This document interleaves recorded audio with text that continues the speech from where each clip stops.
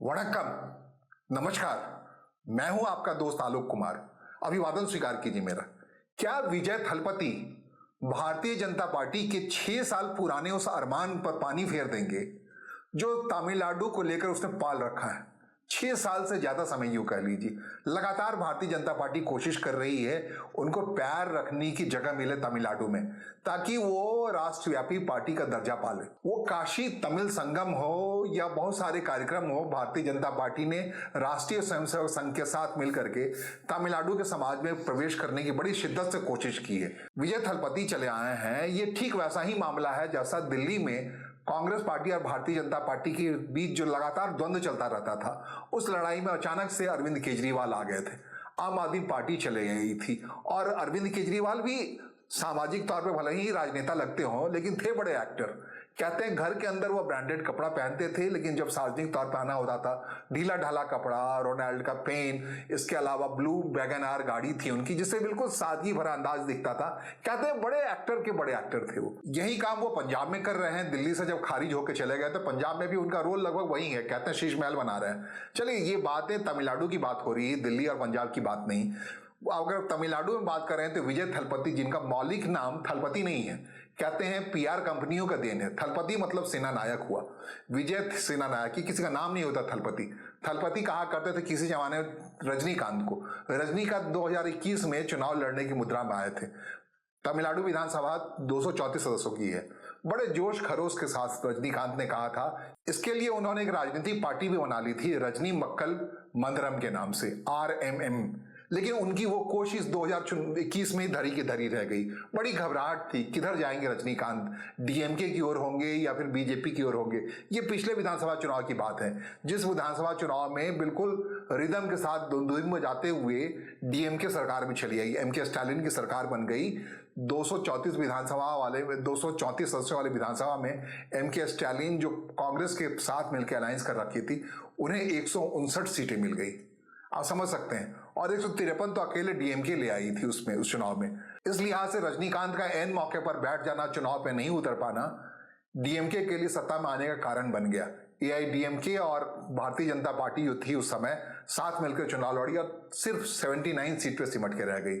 बड़ा झटका था भारतीय जनता पार्टी के लिए। बड़ी उम्मीद के साथ उस समय के अन्नामलाई थे, पूरी भूमिका रची थी, उन्होंने बड़ी कोशिश की थी। IPS अफसर अधिकारी थे, पुलिस अधिकारी थे, उनके रॉबिनहुड की छवि के सहारे वो सिनेमा पर मौजूद नायकों से पार पाना चाहते थे। कहते हैं तमिलनाडु की पूरी संस्कृति सिनेमा आधारित संस्कृति है। उसी का बोलबाला होता है वहां पर जिसका सिनेमा हिट होता है। कहते हैं विजय थलपति जो चले आए हैं अभी, इनका मौलिक नाम, जैसे PR कंपनी का दिया हुआ नाम विजय थलपति है, इनका मौलिक नाम जोसेफ विजय चंद्रशेखरन है। दरअसल ईसाई कम्युनिटी से आते हैं। तमिलनाडु में 9% ईसाई आबादी है और सिर्फ 9% तक ही उनका मामला सिमटा नहीं रह जाए, बल्कि करोड़ों दर्शकों के बीच वो लोकप्रिय हैं, उनके बीच उनकी पहचान बनी रहे। इस लिहाज से उन्होंने अपना जोसेफ और चंद्रशेखर नाम किनारे कर लिया है, विजय थलपति का नाम दिया है और पूरी शिद्दत से, पूरी कोशिश से इस बार चुनाव मैदान में उतरने की कोशिश कर रहे हैं। जोसेफ विजय चंद्रशेखर की राजनीतिक पार्टी का नाम है तमिलागा वेट्री कड़गम और ये तमिलागा वेट्री के, ये अपने हिसाब से बिल्कुल डीएमके के वोट बैंक जो है, डीएमके के वोट बैंक की जब बात हम कह रहे हैं तो एंटी बीजेपी जो वोट बैंक है उस पर हमलावर है। मोटे तौर पर मैदान में उतर रहे हैं। उनकी भी कोशिश है डीएमके को हटाना और साथ ही साथ उनकी कोशिश है भारतीय जनता पार्टी जो AIDMK के अलायंस से वहां चुनाव लड़ रही है उसको भी परास्त करके निकल आना। क्या ऐसा कर पाते हैं वो? जैसा कि मैंने कहा कि दिल्ली में आम आदमी पार्टी ने कर लिया था, भारतीय जनता पार्टी और कांग्रेस पार्टी को छक्का करके, और काफी लंबे समय तक वहां रह गई और बड़ी मुश्किल लगी भारतीय जनता पार्टी को दोबारा से दिल्ली हासिल करने में। लेकिन वहां स्थिति ये है कि तमिलनाडु में भारतीय जनता पार्टी को राष्ट्रव्यापी पार्टी कहलाने के लिए वहां पर पैर रखने की जरूरत है। इस बार बड़ी शिद्दत से लगातार 6 साल से वहां कोशिश कर रही है। जैसा कि हमने कहा, खुद व्यक्तिगत इंटरेस्ट ले रहे हैं अमित शाह वहां कि बिल्कुल किस ढंग से एकीकृत किया जाए AIDMK की जो जे जयललिता की पार्टी है उसको एकीकृत रखा जाए। जे जयललिता जो दुनिया में नहीं है अब, उनकी पार्टी AIDMK पलानीस्वामी के हाथों में है। अब पलानीस्वामी की OPS है वहां पे, ओ पनीर सेल्वम, उनसे बड़ी शिकायत है। उनको बड़ी मुश्किल से अमित शाह ने अपनी पहल पर दोनों को एक किया, इकट्ठा किया। इतना ही नहीं, दीनाकरण को भी इकट्ठा कर रखा है एआईडीएमके के साथ। भारतीय जनता पार्टी से अलायंस इस बार चढ़ाई करने की मुद्रा में है, लेकिन इस चढ़ाई करने की मुद्रा के बीच में अचानक से आ गए हैं विजय थलपति। विजय थलपति रह पाएंगे मैदान में, नहीं रह पाएंगे, इस बात की बड़ी आशंका और अटकल लगाई जा रही है, क्योंकि ऐसी ही कोशिश 2021 में रजनीकांत ने की थी। रजनीकांत के बारे में कुछ कहने की जरूरत नहीं है। कंडक्टर से जैसे उन्होंने सिनेमा के रूपाले में राज करने का बादशाह कायम की, ये rare of the rarest thing है। तमिल में उनका फैन फॉलोइंग कहते हैं, उनका सिनेमा लगने का मतलब है कोई मेला उमड़ जाना सिनेमा हॉल के पास। तो उस रजनीकांत ने कोशिश की थी 2021 में राजनीति में आने की। वो लगातार कहते रहे थे तमिलनाडु के जो 234 विधानसभाएं हैं उन पर उनकी पार्टी के उम्मीदवार खड़े होंगे, उनके कैंडिडेट खड़े होंगे, लेकिन अचानक से चुनाव से ऐन पहले उन्होंने तय कर लिया कि वो नहीं आएंगे राजनीति में। इसके लिए उन्होंने एक राजनीतिक पार्टी बना ली थी, रजनी मक्कम मंदिरम, लेकिन ऐन मौके पर उन्होंने इरादा छोड़ दिया। 2021 में मैदान छोड़ दिया, हट गए। इसकी वजह से डीएमके आसानी से पावर में आ गई। जिस डीएमके को रोक सकते थे अपने सिनेमाई छवि की वजह से, भारतीय जनता पार्टी के साथ मिलकर कोई अलायंस से सरकार बन सकती थी, लेकिन ऐन मौके पर 2021 में जब रजनीकांत मैदान से हट गए तो आसान हो गया डीएमके के लिए पावर में आ जाना, जीत लेना। 234 सदस्यीय विधानसभा में डीएमके 159 सीटों पर जीत कर चली आई, 153 पे चली आई। रेस्ट ऑफ दी उनका अलायंस कांग्रेस पार्टी जीतती थी।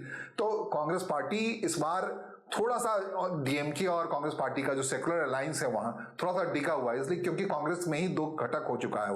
वहां एक घटक कह रहा है कि पावर चूंकि डीएमके उसे शामिल नहीं रखती है, इसलिए उसके साथ अलायंस करने का कोई फायदा नहीं, अगर उसमें अलायंस में जो गड़बड़ी होती है। लेकिन इस बीच क्या है, भारतीय जनता पार्टी बड़ी उम्मीद में है कि वो पावर में आएगी, पावर में एआईडीएमके के साथ आएगी, सारे अलायंस। लेकिन अचानक से विजय थलपति कूद पड़े। अब विजय थलपति रहते हैं या नहीं रहते हैं, या रजनीकांत के अंदाज में मैदान छोड़ के चले जाते हैं, इस बात की चर्चा होनी शुरू हुई। खास करके इसलिए जिस ढंग से कडूर रैली जो हुई थी सितंबर महीने में विजय थलपति की, जिसमें भगदड़ हुई थी, कई लोग मारे गए थे, वो पूरा मामला सीबीआई के पास आ गया। हाल में ही सीबीआई ने उनको सीबीआई मुख्यालय में बुला के, दिल्ली के मुख्यालय में बुलाकर 7 घंटे तक कड़ी पूछताछ की है।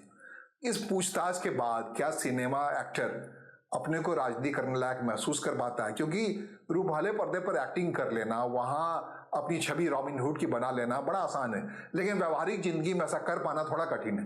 कहता है दो तरफा मार पड़ रही है विजय थलपति के लिए। विजय थलपति की जो फिल्म आ रही है जननायक, जो बिल्कुल रुकी पड़ी है, सेंसर बोर्ड ने उसे रोक दिया।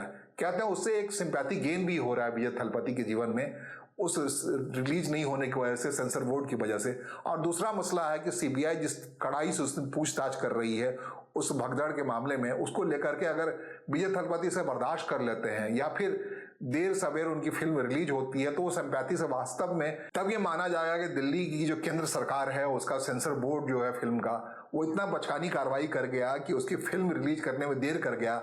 इसकी वजह से लोग उमड़ करके उसके पक्ष में आ गए, विजय थलपति के पक्ष में आ गए।